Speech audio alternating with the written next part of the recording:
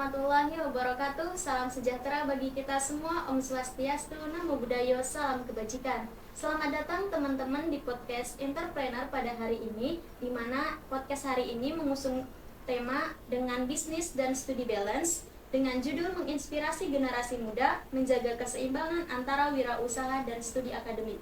Di sini saya Meli Oktavia Kasmita yang akan menemani teman-teman sebagai moderator pada hari ini. Nah, menariknya pada hari ini kita kedatangan narasumber dari kalangan kita sendiri dari Prodi Akuntansi Syariah.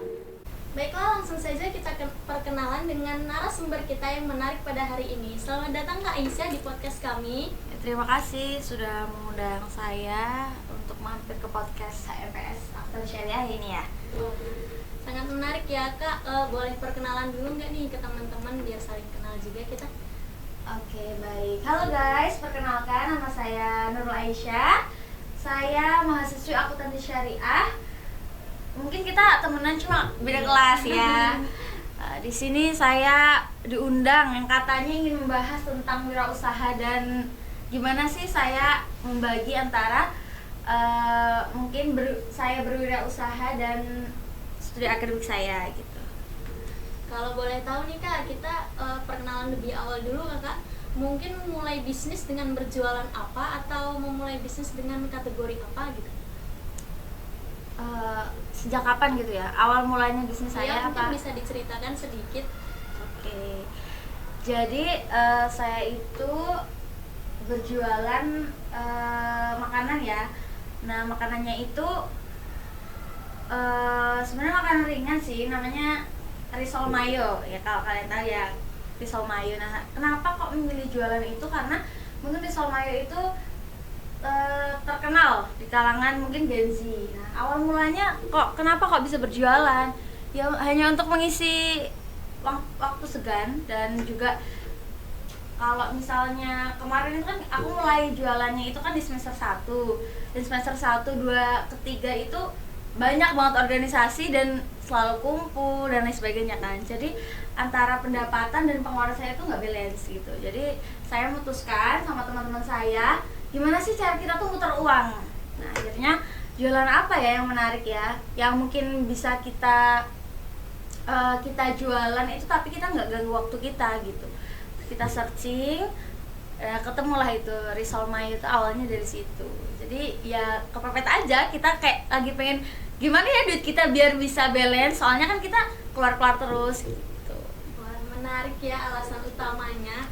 Untuk kalau boleh tahu Kak, resepnya untuk pembuatan itu ngambil dari mana ya, atau belajar bikinnya apakah otodidak atau gimana? Untuk resepnya sendiri itu kita flashback lagi ya. Ini aku tuh buat risol mayo itu sebenarnya ada 3 orang.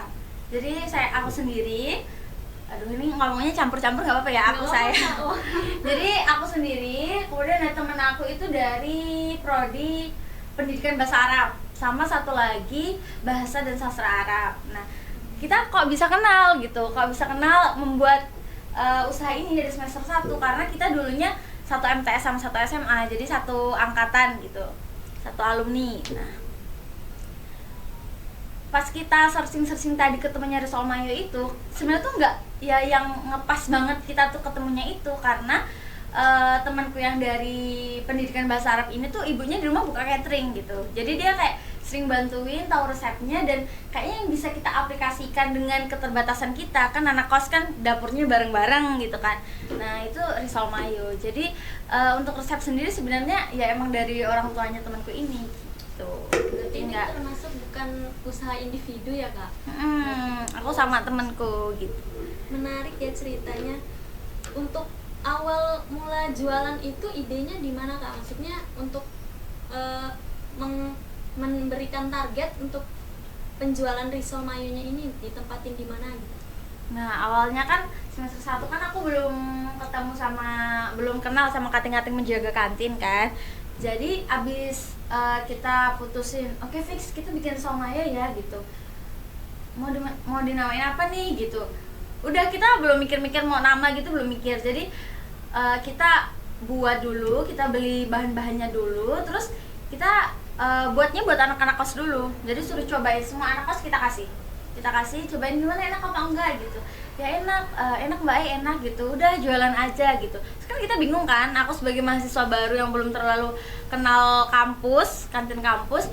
Jadi Risol Mayo itu kita itu open ordernya di WA gitu, di WA, di Instagram. Dan itu kan aku sama 3 temanku kan, dan sama anak-anak kos juga yang udah pernah nyobain. Jadi mereka juga ikutan bantuin kita buat promosiin gitu. Nah banyak lah itu list-listannya, jadi sehari juga bisa sampai 40 pieces, 50, 60 tuh. Jadi awal mulanya kita jual itu kita targetnya ya teman-teman kita, cuma promosinya lewat itu media sosial aja gitu. Jadi belum sampai ditaruh di kantin Feby.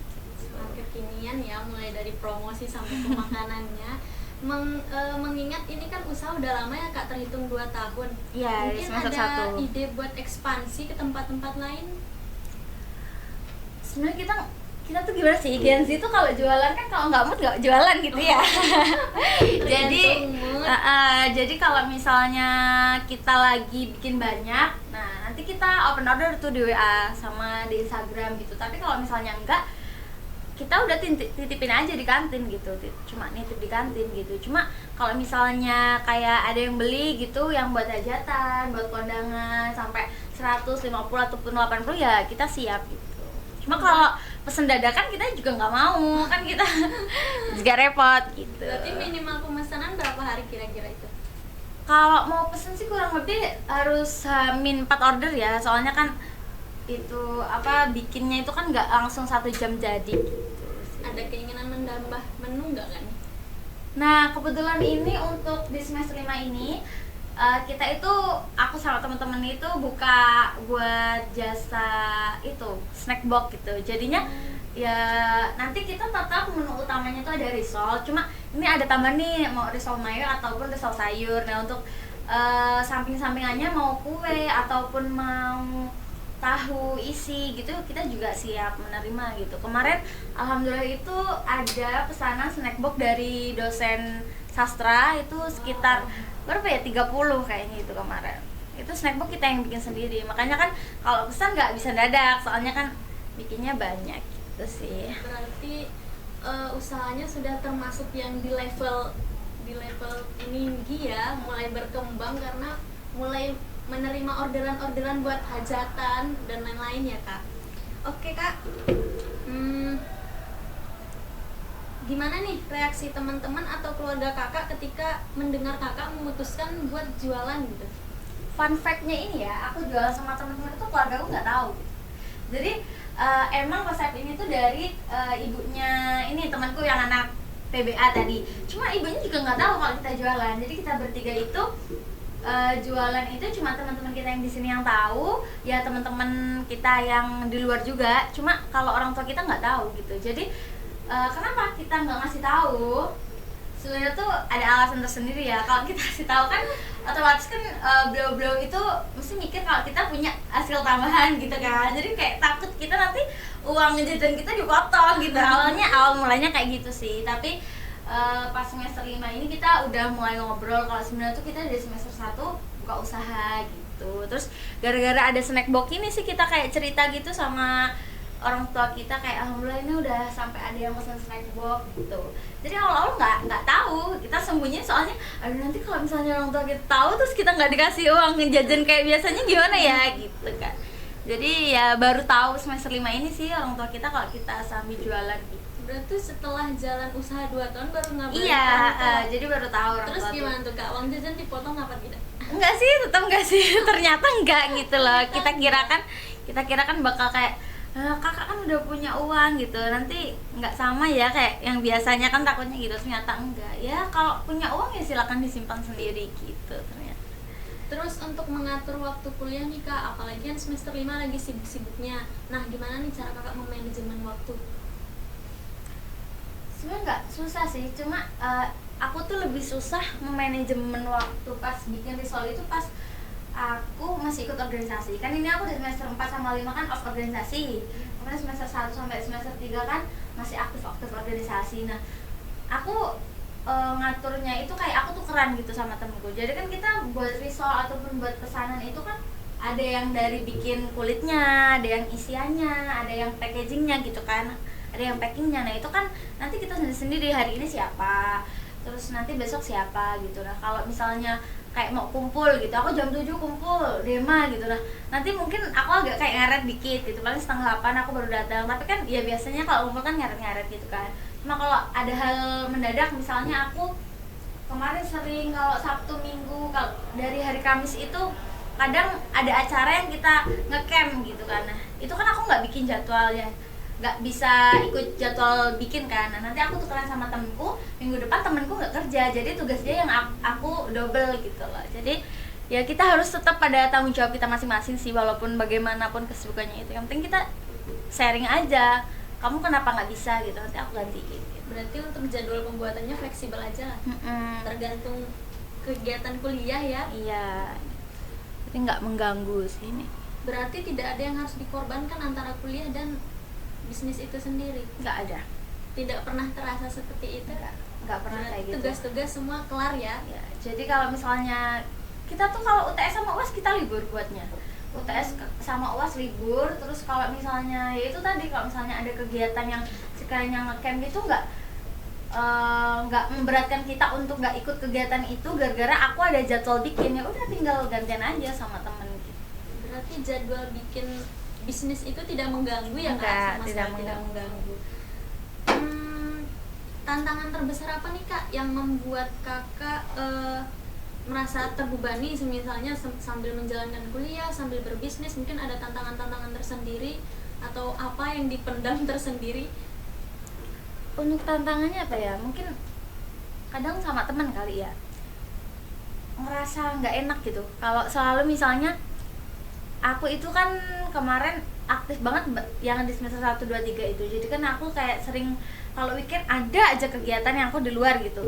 Kalau weekend ada aja kegiatan yang bikin aku nggak bisa ke pasar buat beli-beli itu. Nah dari situ aku kayak nggak enak sama temenku. Mungkin itu sih tantangan buat aku, kayak gimana ya nih ya, sebenarnya mereka kayak ya nggak apa-apa Nurai, nggak apa-apa, nggak ikut belanja nggak apa-apa gitu.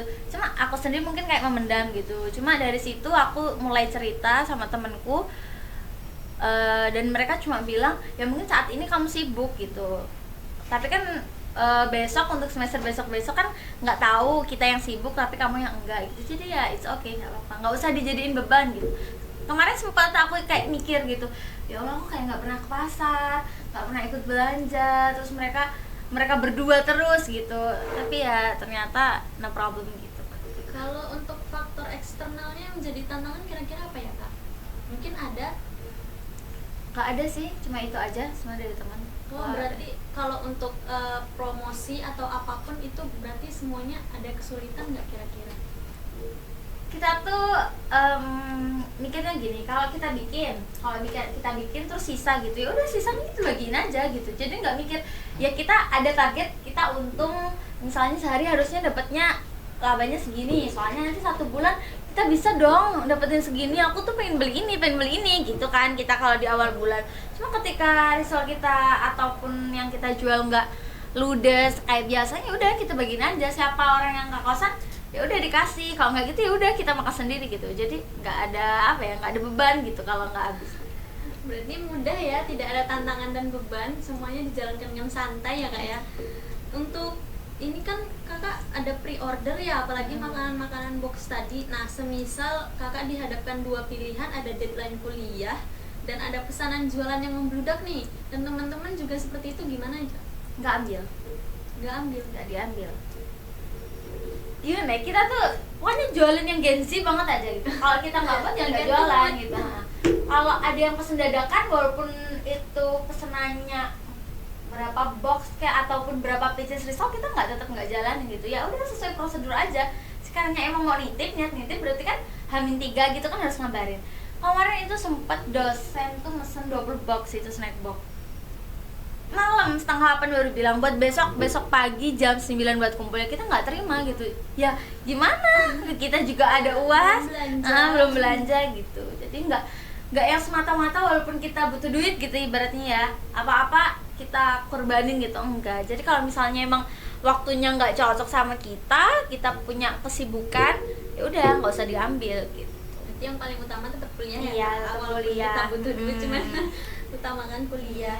Nah, untuk aktivitas bisnis ini Kak, kira-kira siapa sih yang paling mendukung Kakak buat memajukan aktivitas bisnis ini?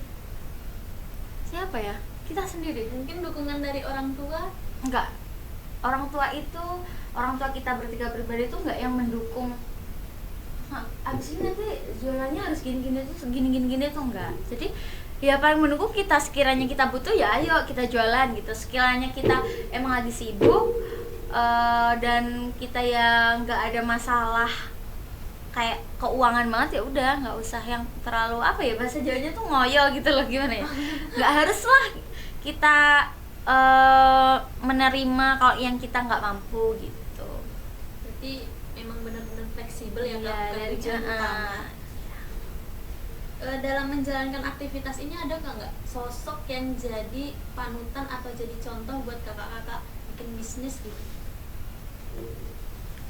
sebagai contoh gitu? Panutannya siapa ya? Lebih kalau kita tuh gini, kalau kita scroll TikTok terus, bahkan kita ngasih duit kan ke orang kan. Iya. Nah, sebenarnya aku sama temen-temen tuh kayak pengen jadi affiliate gitu. Cuma pertama kita nggak ada modal buat itu, HP-nya kita nggak ada gitu yang bagus gitu. Kedua tentang ya kelengkapan lah, kalau misalnya kita mau jadi afiliator tentang makanan kan kita harus yang beli ini beli itu, ataupun baju itu kan nggak ada gitu. Nah, gimana sih cara kita tuh pengen jadi pemula kayak orang-orang yang kita lihat di TikTok, ya udah dari jualan gitu. Ya sekiranya besok sampai besok kita nggak bakal nerusin jualan itu, setidaknya sekarang sampai kamu nanti lulus kuliah, kamu tuh bermanfaat gitu loh. Jadi ketika kamu tuh lihat orang kamu tuh ngasih duit ke orang, kamu juga harus bisa ngasilin duit buat dirimu sendiri gitu sih kita. Mungkin kan kalau di zaman sekarang itu trennya TikTok itu mereka bikin makanan untuk dijual tapi sekalian bikin konten gitu Kak, untuk menambah-nambah penghasilan. Iya. Mungkin ada kepikiran sampai situ nggak Kak? Nggak sampai, belum sampai kepikiran bikin konten gitu. Tapi mungkin suatu hari akan bikin Iya, Kak, mungkin memperluas ya. bisnis. Nah, kalau keuntungan terbesar dari menjalankan bisnis sambil kuliah Kak, apa ya? Mungkin omsetnya atau targetnya gitu. Target kita sendiri-sendiri apa gimana? Target dalam penjualan misalnya sehari harus menghasilkan berapa gitu, keuntungan terbesarnya kira-kira berapa gitu? Berapa ya? Kita pengennya kan sehari misalnya kita bersihnya 100 gitu, 150 gitu. Tapi kan kadang kan jualan itu kan ya naik turun ya, tadi yang nggak habis kayak gitu, ataupun lagi nggak ada yang pesen gitu. Cuma ya tetap setiap bulan sih, kalau misalnya ini kan cuma satu makanan gitu kan, nggak mesti yang setiap hari dapat orderan box gitu kan. Jadi satu bulan misalnya ya 3 atau sampai 400 ya ada gitu. Ya lumayan kan kalau mau buat tambah-tambahan gitu kan. Tapi ya ada sih sampai mungkin mau hampir 1 setiap kita, pas kemarin lagi banyak banget orderan gitu. Jadi nggak harus yang setiap bulan kita harus dapat segini ya friend. Soalnya ketika kita pernah kan mikir kayak gitu, ternyata di jalan di tengah-tengah tuh ya ada aja masalahnya gitu. Ada aja ternyata hari liburnya, ada aja ternyata kok tiba-tiba nggak habis tuh kenapa kayak gitu. Ada pesaing baru gitu, kok kemarin katanya mau order kok di cancel kayak gitu. Nah, jadi dari kejadian itu kita udah nggak pernah pengen yang nanti bulan ini kita harus dapat segini ya friend gitu, udah nggak kayak gitu. Udah sedapatnya berapa, yang penting ya bisa lah dipakai buat apa.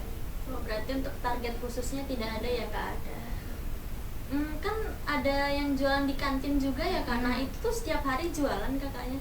Setiap hari aku nitip, kalau kalian mau setiap hari aku nitip di kantin. Kalau di kantin itu kan kadang itu ya ada harga tambahan dari kantin gitu ya. Kalau misalnya dikiranya lebih mahal, jadi nanti bisa langsung pesan ke aku aja. Itu kalau ada kelas pagi gimana Kak? Itu bikin risolnya dari kapan? Bikin risolnya dari malam, dari kemarin sore gitu kan. Yang aku bilang tadi kan risol kan dari buat kulitnya dulu, ngisinya dulu, besoknya goreng gitu. Nah, jadi udah kita bagi gitu. Kalau pagi, sekiranya pagi yang jam 7 siapa sih? Nah, berarti itu jadwalnya goreng gitu. Jadwalnya ngantar, kalau jam 7 masuk ngantar. Tapi kalau misalnya aku masuk jam 12 berarti aku yang goreng, tapi bukan aku yang ngantar. Jadi udah benar-benar udah dibagi, udah ada jadwalnya gitu. Yang ke pasar siapa, yang bikin kulit siapa, yang buat isian siapa, yang gas kalau habis siapa, kayak itu udah ada jadwalnya gitu. Jadi ya mungkin udah kebiasaan kan dari dulu kan kita apa-apa pakai jadwal gitu. Jadi enggak yang fleksibel kamu nanti gantiin aku, enggak. Itu tuh kalau kepepet banget, bener-bener kita lagi nggak bisa, nah barusan dia tetap tanggung jawab sih gitu. Berarti benar-benar tertata ya manajemennya, Iya. luar biasa. Harus Kalau tertata. misal ini kan tadi kembali lagi kan pakai dapur umum di kosan ya kak. Mungkin ada kendala-kendala seperti kekurangan peralatan atau butuh kulkas gitu. Nggak ada. Awalnya tuh kalau peralatan nggak ada ya, kalau peralatan. Cuma pas di kosku kemarin itu aku ada trouble sama kompor. Sebenarnya kita tuh kayak udah nanti kalau misalnya gasnya habis, minggu ini gasnya habis gitu. Yang beli pakai uang kos. Terus kan mesti 2 minggu sekali habis gitu kan. Nah, barusan depan pakai uang itu, uang yang punya aku yang risol itu gitu. Ternyata ada trouble sampai aku ya sama teman-teman tuh kena marah gitu. Intinya udah kita beli kompor sendiri gitu. Ngapain gitu, kita punya duit ya udah kita beli kompor. Jadi aku sama teman-temanku udah punya kompor sendiri gitu, udah nggak pakai kompor kos-kosan. Terus gara-gara untuk ya biar lebih fleksibel lagi, biar lebih enak, biar bisa nambah kulkas, di semester 5 ini aku sama teman-teman pindah ke kontrakan. Berarti sekarang sudah dikontrakan Sudah ya, dikontrakan. nggak di kos lagi. Oh, Tapi aku udah punya kompor itu dari semester 3. Jadi semester 3 udah kayak ada trouble gitu, ya udah beli aja, nggak usah kayak orang miskin gitu lah kita kayak ya kompor kan. Kita juga udah udah ada dana uang darurat gitu-gitu kan, walaupun dikit-dikit kan jadi banyak kan kalau dikumpulin kan. Jadi ya udah beli kompor aja. Misalnya pakai wajannya kayak sama wajannya sama Mbak Aisyah nggak dicuci-cuci misalnya gitu, ada yang giban kayak gitu, udah kita beli wajan sendiri buat goreng risol gitu. berarti awalnya belum membeli peralatan ya kak, setelah ada trouble itu baru inisiatif buat Iya, beli. soalnya kan menurut kita kan peralatan kan kita udah bayar kos-kosan ya, jadi Kita peralatan pemakaian umum kan bersama. gitu sih. Cuma paling ya wajan sama kompor itu. Sekarang udah Nanti punya untuk sendiri. pembelian peralatan yang sekarang itu menggunakan uang bersama, tidak patungan lagi gitu ya kak. Biasa. Terus ini pengalaman jualan ini kak, ini bisa mengubah pandangan kakak ke depan nggak sih terhadap dunia kerja atau bisnis? Ya mungkin. Pandangan ke depannya gimana gitu kak? Kira-kira terhadap bisnis ini? Ya itu sih, bisnis itu ikut algoritma ya, ikut aturan. Sekarang lagi viralnya apa ya, udah itu yang laku gitu kan. Cuma kadang ketika kita udah punya branding, ketika orang tuh udah pernah nyobain sekali, oh punya dia enak gitu. Walaupun sekarang misalnya yang lagi tren mochi gitu, ya tetep aja orang itu bakal beli punya kita gitu. Jadi walaupun bisnis itu emang ikut algoritma bisnis itu sendiri, kalau kita tuh udah punya nama, kita udah terekam gitu, enak sama customer kita, ya it's okay, nggak apa-apa, pertahanin. Walaupun nanti kamu sambil buka yang lain gitu, yang lama nggak usah dilupain, itu pertahanin aja gitu. Kalau semisal ada muncul lagi makanan-makanan viral Gen Z nih kak, biasanya kakak mau mengikutin itu nggak? Kita lihat-lihat dulu makanannya, sekiranya kita yang buat nggak suka ya nggak dibikin. Berarti tergantung suka Iya. ya. Wah, sangat-sangat Gen Z ya pemirsa. Untuk ini kak, kita minta saran kakak buat mahasiswa lain nih. Mungkin ada teman-teman yang ingin memulai jualan, cuman masih takut untuk misalnya nanti mengganggu waktu perkuliahan atau masih malu untuk memulai bisnis tersebut. Kakak ada saran nggak kira-kira? Sarannya apa ya?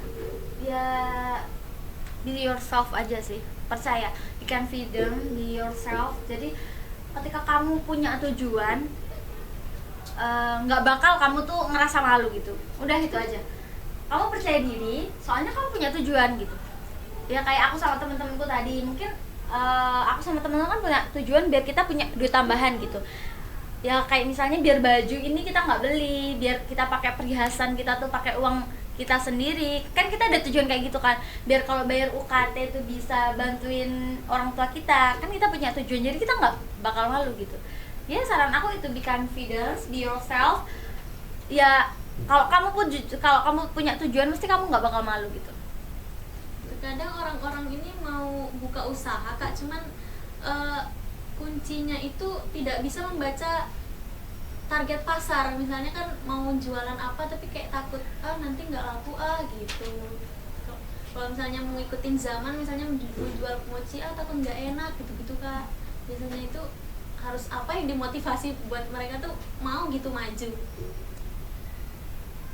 Apa ya motivasinya? Ya kita coba dulu gitu, kita try dulu. Kalau sekiranya kamu udah mikir aku pengen jualan mochi tapi aku takut nggak enak, lah emang kamu udah coba? kamu udah coba jualan kamu gitu ya, kita coba dulu. Kita ya kayak tadi aku kan jualan sama temen itu kan nggak langsung aku masukin pasar kan, aku suruh coba try semua anak-anak kos-kosan dulu kan, kita harus try dulu enak nggak gitu ya, kita coba dari situ, bisa dicoba dari situ. Sekiranya pengen jualan takut nanti enak nggak ya, kasih ke teman-teman terdekatmu dulu, suruh cobain beneran enak nggak sih gitu, biar kamu tuh ya tadi percaya diri gitu. Sebagai trial ya Kak, mungkin bisa meminta saran dari mereka. Enak apa enggak ya, hitung-hitung sodakoh aja kalau misalnya. Nah, gitu sih. Nah Kak, mungkin kan nanti setelah lulus mungkin Kakak akan berpisah nih sama teman-temannya, tidak satu kontrakan lagi kemungkinan ya. Nah kira-kira Kakak bakalan meneruskan bisnis itu atau tidak? Nerusin nggak ya? Aku sebenarnya bisnis ini kan ya tadi kan pengen cuma nambah-nambah uang doang gitu. Kalau misalnya untuk selanjutnya nih, aku kayaknya pengen kerja di pemerintah dulu deh kayaknya. Gitu. Kalau misalnya untuk bisnis itu kayak aku lebih pengen kan di rumah kan bapak kan petani gitu kan.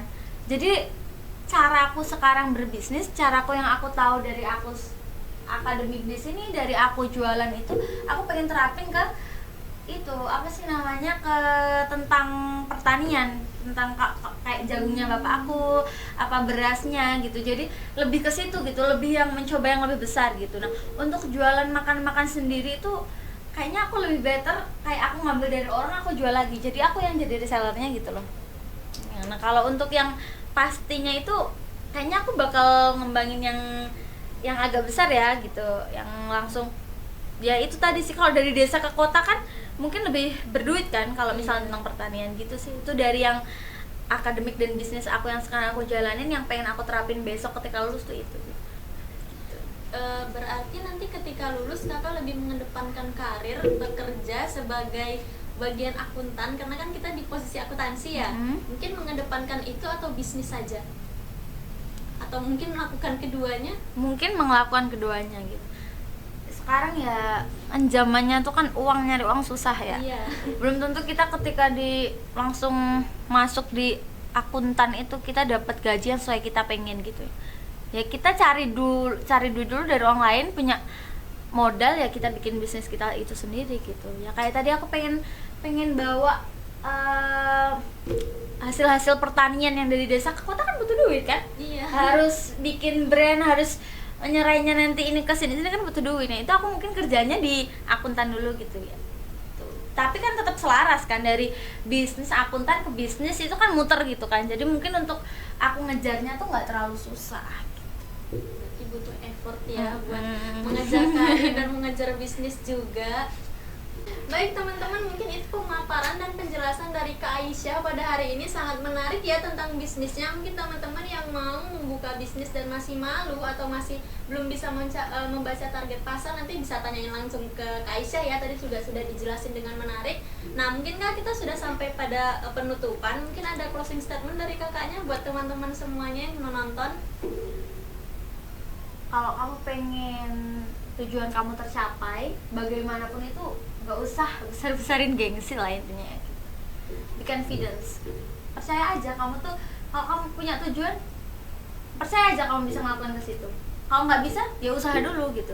Jadi ya coba lakukan, ya itu tadi, berusaha, berikhtiar gitu aja. Menarik ya teman-teman, Kak Aisyah ini buat kita, bagi kita yang Gen Z yang butuh uang banyak tapi kita Jangan masih gengsi ya, jangan gengsi. Gengsi itu nggak bikin kamu kaya, gengsi itu nggak bikin kamu kenyang. Gengsi itu cuma merusak mental doang. Iya, biasanya Gen Z gitu. kebanyakan gengsinya ya Kak, agak sulit. Oke, terima kasih teman-teman buat podcast kita hari ini. Kita sudah sampai kepada penutupan. Terima kasih Kak Aisyah atas pemaparannya hari ini. Terima kasih sudah kembali datang. lagi ya. Iya. Kita setiap hari ketemu kok, cuma beda kelas aja. Ya, beda kelas aja ya. Terima kasih teman-teman sudah menonton. Akhir dari kami, wassalamualaikum warahmatullahi wabarakatuh. Waalaikumsalam Warahmatullahi wabarakatuh. See you.